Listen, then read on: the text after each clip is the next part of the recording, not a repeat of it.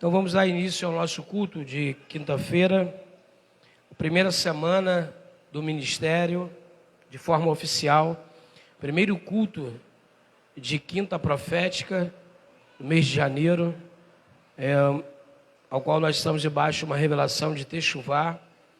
Nós já estamos aqui com alguns irmãos, pastor Davi, nosso André, e nós vamos dar início agora a esse culto. Quero convidar a amada igreja a se colocar de pé. Nós vamos orar nesse momento e vamos iniciar nosso culto. Toda obra inicia como uma formiga trabalhando. Nós temos que dar pequenos passos para realizar grandes obras.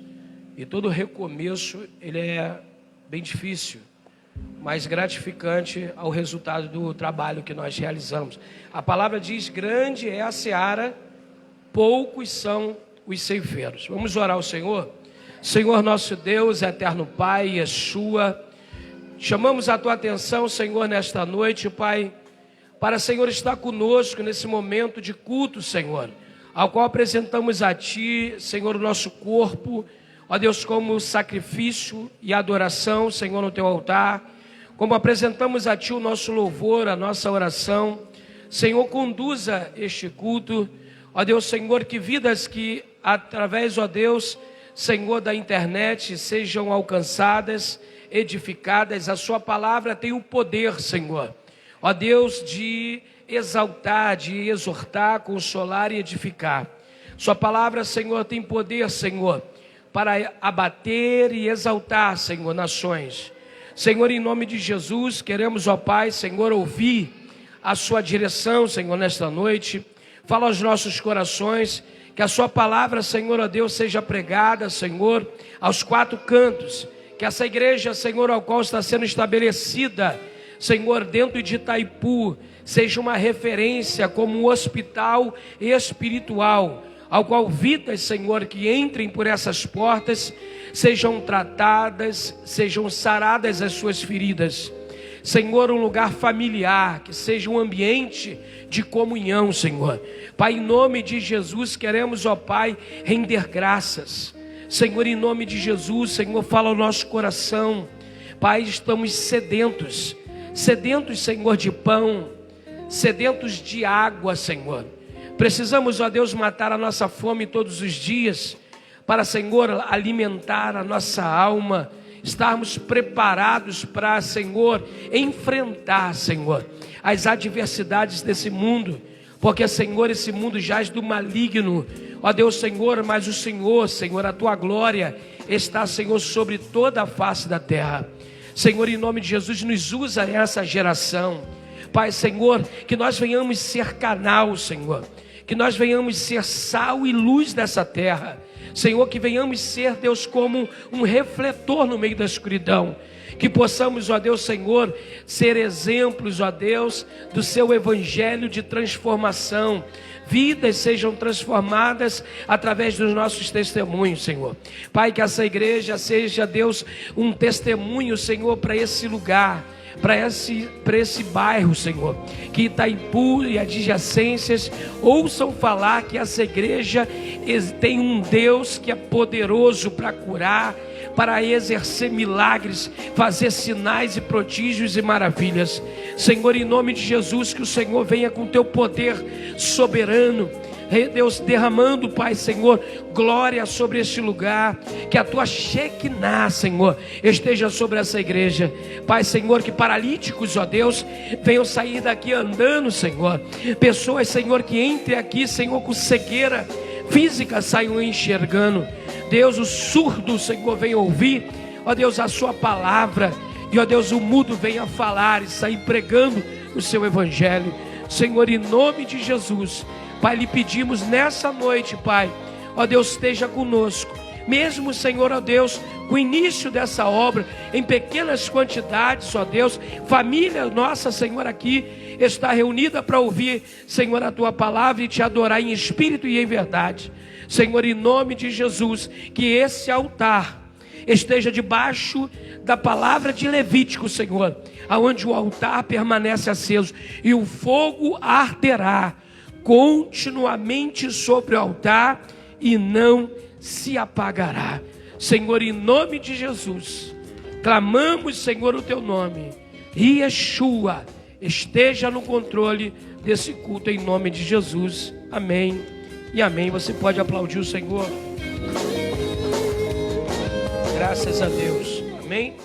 Poder assentar, queridos. Você que já se faz presente no recinto, nós vamos queremos ouvir o pastor Davi, em nome de Jesus, com uma palavra de direcionamento para a nossa vida. Hoje estamos aí enfrentando já a primeira barreira, né? Alguns membros levitas da casa estão doentes, nós já estamos em oração. Tem pessoas assistindo esse culto pela internet e quero dizer à família, TACF Church, que mesmo à distância estamos perto, que estamos unidos pelo mesmo Espírito, estamos conectados. Essa igreja é conectada com o céu. E nós estamos orando pela vida do Renzo, o Henrique Renzo, que hoje está aí assistindo, Erenilson, sua família, pastor Gilberto, sua família do pastor Davi, e os demais, Adriano também, que está em casa, está também enfermo, se recuperando, mas em breve estaremos todos aqui reunidos. Também a minha filha, que também está adoentada, Karina, seu esposo Lucas, e os demais, todos que estão ligados através da internet. Pastor Davi, vem, deixa Yeshua te usar aqui. Amém. Shalom à igreja, paz do Senhor. Vou compartilhar uma palavrinha que o Pai, palavra top, que o Pai tem compartilhado comigo, me ensinado, e compartilhar com a igreja em João, capítulo 2, onde vai contar o primeiro milagre de Cristo. Jesus transforma água em vinho, onde foi essa maravilhosa história, onde Jesus fez seu primeiro milagre. E Jesus transforma água em vinho. No terceiro dia houve um casamento em Caná da Galileia, e a mãe de Jesus estava ali. Jesus e seus discípulos também foram convidados para o casamento. Tendo acabado o vinho, a mãe de Jesus lhe disse: eles não têm mais vinho. Mas Jesus lhe disse: mulher, que tenho eu contigo? Ainda não é chegada a minha hora. Ela disse aos que serviam: fazei tudo o que ele vos disser. Estavam ali 6 talhas de pedra que os judeus usavam para as purificações, e cada uma medida 2 a 3 almudes. Jesus lhe disse: enchei as talhas de água, e elas se encheram até a borda. Essa linda e maravilhosa história de Cristo aqui vai me dizer que até uma fé faz Jesus se mover. Não era a hora do Cristo se mover, mas pela fé da mãe de Jesus, Maria, algo interessante vai acontecer. Ela antecipa algo que era para acontecer depois. O próprio Cristo falou: não é chegada a minha hora. Mas a fé da mãe de Cristo antecipa o ministério de Cristo, cara. Antecipa o milagre que era para ter acontecido depois, outrora, não tem como saber. Mas o próprio Cristo vai dizer: não é chegada a minha hora. Mas a fé da mãe de Deus, Maria, sabia quem ele era.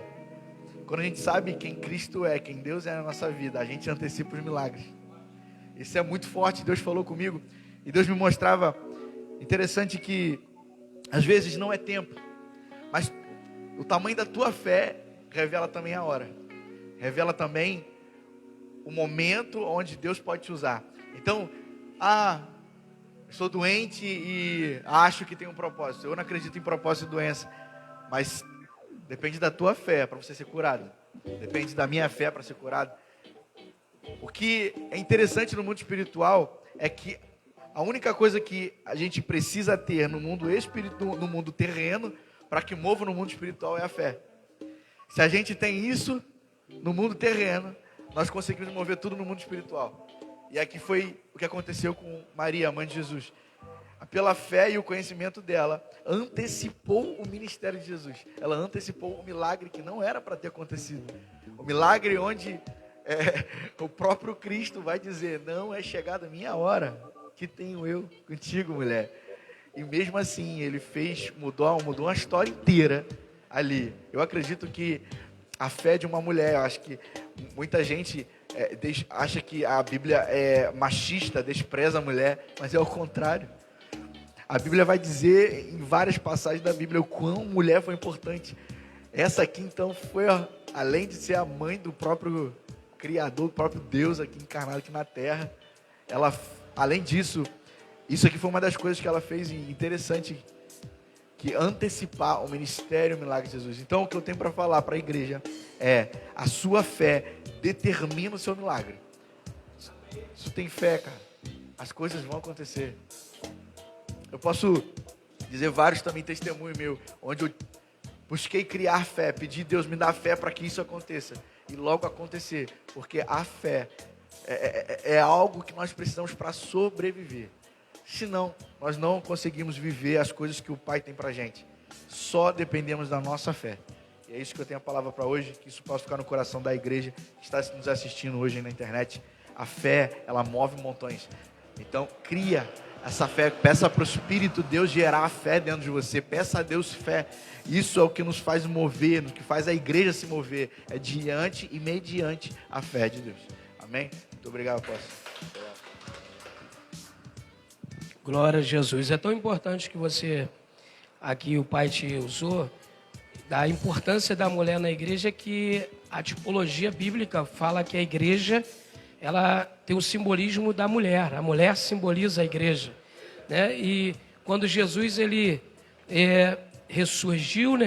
Veio ressuscitou dentre os mortos, ele primeiro procurou as mulheres para poder conversar e anunciar a tua ressurreição. As mulheres sempre teve uma importância muito grande, mediante a Bíblia, mediante a caminhada de Jesus. As mulheres também eram mantenedoras do ministério de Jesus, isso é muito forte. E sobre essa fé que move o milagre, é muito importante nós entendermos, a igreja desse século, dessa geração, precisa entender, dar o start para o milagre acontecer, que o milagre já está no tempo de Deus. Na verdade, muitas pessoas não entendem que só não tomam posse do milagre ou da cura, ou seja, qual é o toque de Deus, o que Deus tem para fazer, porque não tomaram posse do que foi feito na cruz do Calvário. Na verdade, todas as nossas enfermidades foram levadas na cruz do Calvário. No tempo Kairós, no tempo de Deus, já foi realizado, já foi feito, está consumado, né? Tetelestai, já foi consumado. Nós precisamos ter fé e entendimento para tomar posse daquilo que já foi liberado. E eu creio que esse ano de 2022 será um ano de tomar posse daquilo que nós temos por direito. Decreto consumado na cruz do Calvário. Você toma posse disso? Diga amém. Nós cremos que existem vitórias, chaves que ligam e conectam o reino à igreja. E essas chaves são liberadas desde o momento que a nossa fé, ela está ativa, ligada à palavra e recebendo nesse momento aquilo que Deus tem liberado para a nossa vida. Amém? Quem crê nisso, diga amém. Glória a Jesus. Que Deus possa abençoar o pastor Davi, sempre usando de forma grandiosa, né, através da revelação. Amém? Nesse momento, queridos, nós sabemos que é com dificuldade, nós estamos em início de obra, né? Infelizmente, hoje não veio nenhum levita, né? Nós temos aqui pessoas que estão aqui para realizar a obra, mas são pessoas que pregam, pessoas que estão ligadas aí à igreja, mas não temos hoje levitas para cantar. Mas nós vamos, na verdade, Deus não está preocupado com afinação, Deus está preocupado com adoradores. A adoração, ela tem que sair de dentro para fora, né? É quando nós entendemos esse start, né? Entendemos esse start. Aí não, aqui, ali. Glória a Jesus. Nós vamos louvar. Vamos aí, André. Vou lançar um louvor que é muito conhecido para nós estarmos adorando a Deus aí. Em nome de Jesus.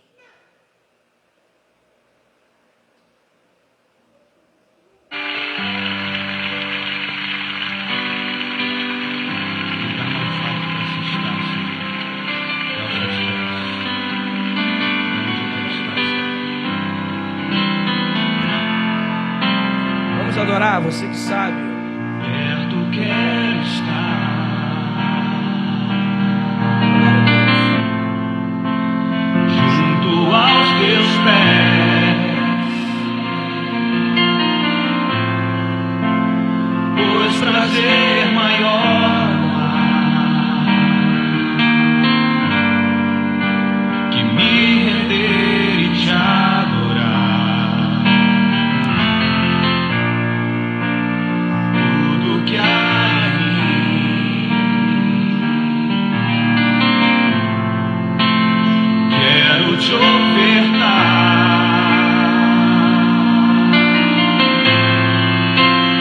Mas ainda é pouco, eu sei, se comparado ao que ganhei. Eu sou apenas servo, teu amigo me tornei.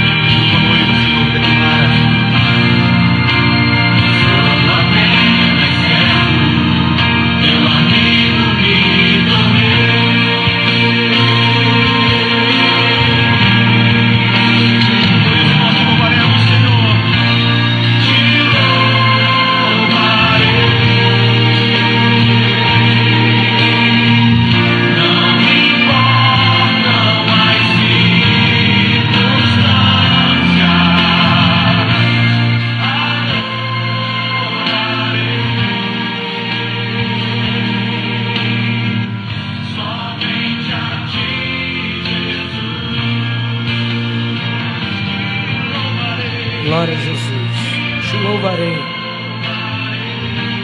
Independente das circunstâncias. No mundo tereis aflições, mas tem de bom ânimo. Quando tem batalhas, é sinal que tem vitória de Deus. Amém? Amados, nós vamos entrar no momento da palavra. Você que se trouxe uma semente para o Senhor, nesse momento é o momento de você ofertar a casa de Deus. Então você que trouxe, queria pedir aqui para colocar o gasofilaço. Quem tiver uma semente, coloque aqui à frente. Enquanto já vamos entrar no momento da palavra. Você que quiser aí, nós em breve vamos organizar aqui a transmissão, né, ainda não tivemos tempo de colocar o computador, o programa.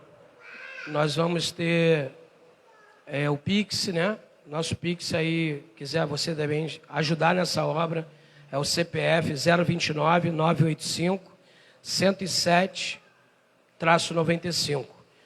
Você pode estar colaborando, ofertando a casa do Senhor, à distância, ajudando a manter essa obra de pé, uma obra nova que está iniciando, mas Deus está no controle, amém? Você que está na casa, quiser semear nessa obra, esse é o momento, após o louvor, e nós vamos entrar na ministração, amém? Eu quero poucos minutos, mas eu queria a sua atenção para a gente ministrar essa palavra, e quero convidar você a abrir a sua Bíblia Sagrada no livro de 2 Coríntios, capítulo 5, versículo 14 ao 17. Cartas do apóstolo Paulo, 2 Coríntios, capítulo 5, versículo 14 ao 17. Glória a Jesus. Você vai procurando, nós vamos, nesse momento, ministrar uma palavra que liga uma chave para o seu crescimento dentro de você. Amém? Quantos acharam, digam amém. 2 Coríntios, capítulo 5, versículo 14 ao 17. Diz assim a palavra do Senhor: porque o amor de Cristo nos constrange, julgando nós assim que se um morreu por todos, logo todos morreram. E ele morreu por todos, para os que vivem, não vivam mais para si, mas para aquele por eles morreu e ressuscitou. Assim que daqui por diante a ninguém conhecemos segundo a carne, e ainda que também tenhamos conhecido Cristo segundo a carne, contudo agora já não o conhecemos deste modo. Versículo 17 é a palavra-chave para essa ministração. Assim que, se alguém está em Cristo, nova criatura é. As coisas velhas já passaram, e eis que tudo se fez novo. Amém? Diga graças a Deus. Queridos, em poucos minutos, eu quero ministrar uma revelação de Deus para a nossa vida. O Evangelho é um convite à mudança de vida, à mudança de hábitos, a mudar de caminho, se dar a conversão, a transformação. Evangelho sem transformação de vida não é o Evangelho de Cristo. O convite de Cristo é mudar a direção. Conversão se dá mudar de caminho, de direcionamento. A primeira coisa que devemos entender é que só se torna nova criatura quem está em Cristo. Não há como ser uma pessoa nova, ser uma nova criatura, se não estiver ligado diretamente, conectado ao Criador, a Cristo, por intermédio dele. Jesus mesmo disse que ele é o caminho, a verdade e a vida, e ninguém vai ao Pai se não for por ele. Ele diz: eu sou o caminho. E quando nós não estamos em Cristo, nós não estamos nesse caminho, não estamos na verdade. Ele diz: eu sou o caminho e a verdade. Quando nós não estamos em Cristo, estamos num caminho, mas no caminho da mentira, que é o caminho do mundo, é o caminho da poluição, do pecado.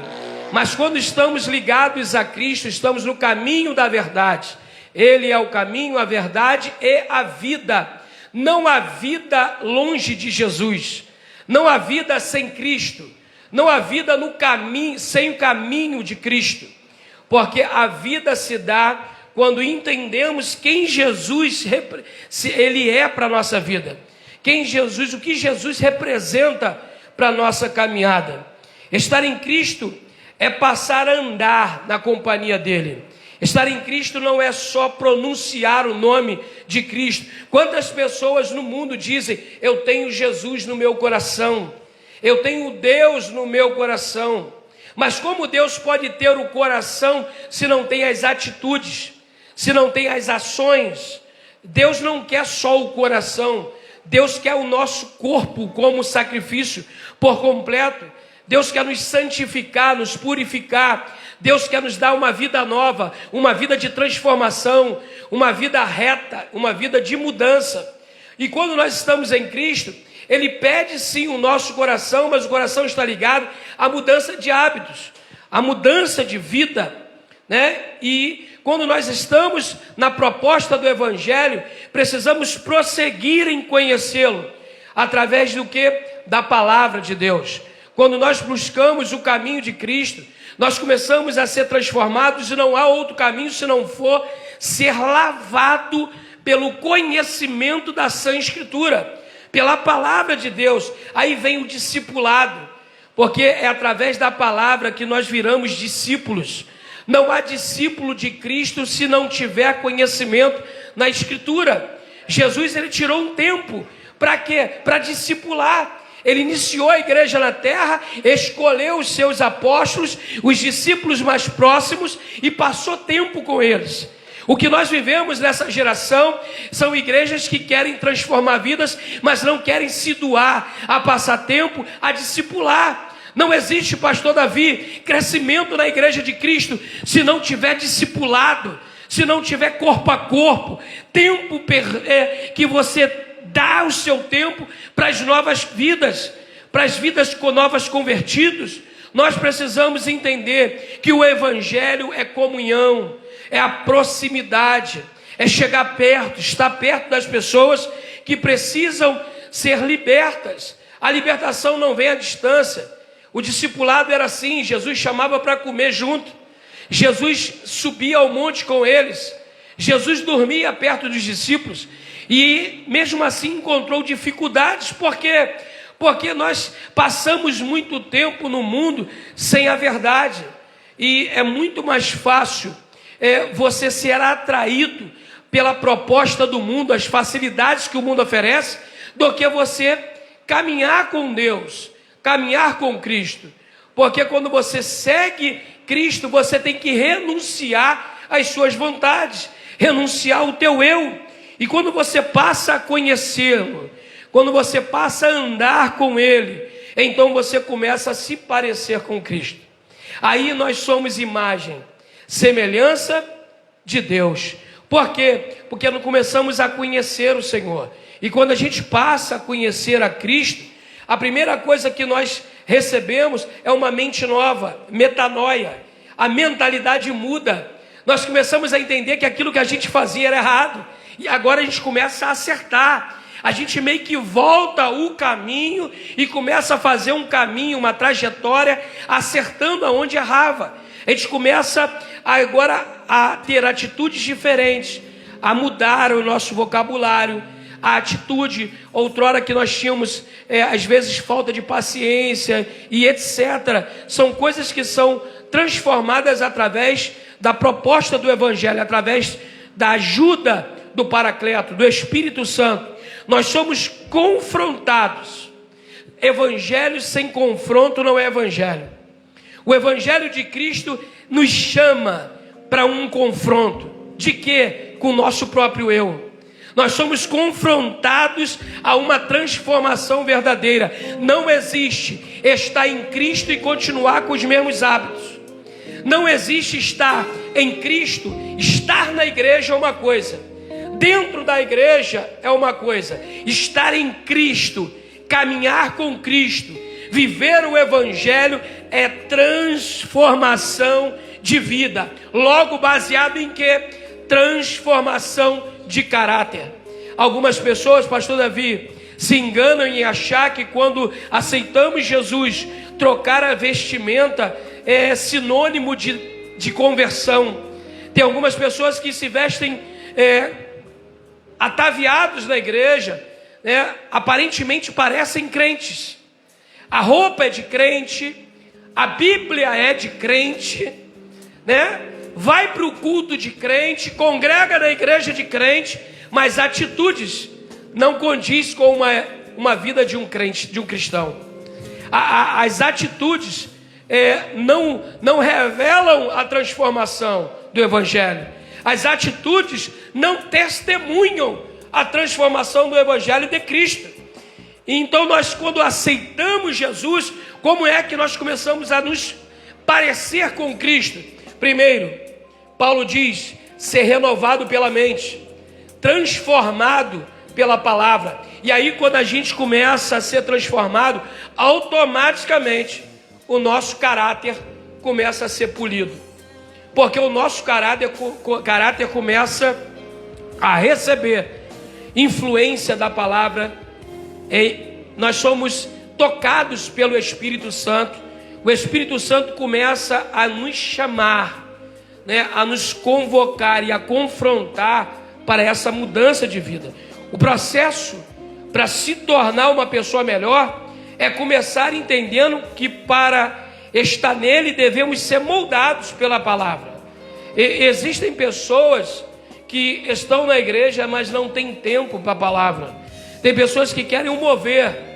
Igrejas que são alicerçadas no movimento do Pentecoste. Igrejas que são alicerçadas na adoração e worship, que se diz agora.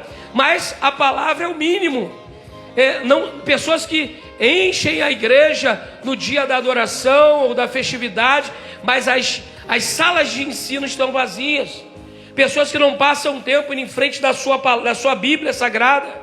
Deus nos deu um manual, como conhecer o Evangelho, como conhecer as bênçãos que estão no livro, para sobrecair na minha vida, se eu não abro o livro, se eu não conheço a palavra. O manual está de posse nas nossas mãos. E para isso Jesus largou a palavra dele, para poder nós seguirmos o caminho que ele traçou. Para se converter à vontade de Deus, é necessário nós sermos moldados pela sua palavra. Olha o que a Bíblia nos propõe em 1 Pedro, capítulo 2, versículo de número 12. Você que está com a Bíblia, acompanhe. 1 Pedro, capítulo 2, versículo 12. Diz assim: abandonando toda a malícia e todo engano e hipocrisias e invejas e toda a maledicências, como bebês, nenéns recém-nascidos, desejai o leite sincero da palavra, a fim de que assim possais crescer. Que linda palavra, a revelação de 1 Pedro, de Pedro dizendo, convocando a nós que sermos de tudo, e agora se alimentar como leite da palavra, e entender que toda a caminhada que nós tivemos para trás é deixada, e agora nós damos passos, pequenos passos. O novo convertido bebe da palavra como leite para um recém-nascido, é o que Pedro está falando. E detalhe, aí nós somos convocados a deixar de lado toda a malícia, todo engano. Há quem use aquela palavra dizendo, aonde abundou o pecado, superabundou a graça de Deus, dizendo que aquilo que eu recebi no mundo, eu uso hoje como malícia. Não existe malícia na vida de quem é convertido. Malícia é deixado para trás. Nós recebemos sim experiência de vida, e agora transformamos nessa experiência de uma forma que o Espírito Santo venha nos usar para ensinar pessoas que vão ter a mesma experiência. É diferente de você ainda carregar maldade na sua ideia, na sua mente, carregar maldade do mundo ainda e tentar praticar dentro da igreja. O que a proposta do Evangelho através de 1 Pedro é que nós venhamos deixar o passado. O passado ficou para trás. Deus nos convida, pastor Davi, a ter agora uma vida nova, realmente, a uma caminhada nova, a uma vida de novos conceitos, de novos pensamentos, de novas obras. Isto é techuvá. Isso significa techuvá para os judeus, retornar à origem. E que origem é essa? É a origem da nova criatura. Porque nós não nascemos com pecados. Assim como foi citado, um recém-nascido não tem malícia. E quando nós nascemos, estamos sim debaixo de uma influência adâmica. O pecado entrou no mundo através do primeiro homem, de Adão. Mas quando nós nascemos puros. É a primeira origem. Nós nascemos sem malícia, sem hipocrisia, sem engano. Somos como o bebê que aqui foi citado, né? E techuvar é isso, é retornar ao caminho e buscar aonde nós errávamos e agora começar a consertar, a acertar o caminho. Existem pessoas que se converteram, aceitaram Jesus, estão na igreja, receberam até cargos eclesiásticos, mas ainda tem pendências do passado, sabe o quê? Ainda não perdoaram lá atrás um parente, ainda não perdoaram o que foi ofendido lá atrás. Ei, o Pai Nosso nos ensina a perdoar os que nos ofendem. E se nós ainda não tiramos isso de dentro, ainda não houve conversão total. Porque o Evangelho é isto: deixar o passado para trás e agora conduzir uma vida de experiências novas. Nós nunca em nossas áreas vamos receber coisas novas se ainda estamos ligados ao passado. Se ainda por alguma área da nossa vida temos ainda agora uma conexão às coisas velhas. O convite do Evangelho é deixar o passado e zerar. Ah, apóstolo, mas é porque você não sabe o que eu sofri com aquela pessoa lá atrás. Você não sabe o que me fizeram dentro da minha casa lá no passado. Ei, mas aí você era velha criatura. Agora você está em Cristo. Agora você é nova criatura. Então logo o perdão de Cristo precisa estar no seu coração. Você precisa entender que para você seguir, até para entrar no céu, é necessário perdoar. Porque sem o perdão é impossível nós alcançarmos o perdão de Deus. Entenda isso. E em João 8, capítulo 8, versículo 36, diz: se pois o Filho vos libertou, verdadeiramente sereis livre. Deus não me chamou para caminhar no Evangelho e ser escravo do passado. Não existe convertido preso ao passado. Não existe. Ah, mas me fizeram muito mal. Libera.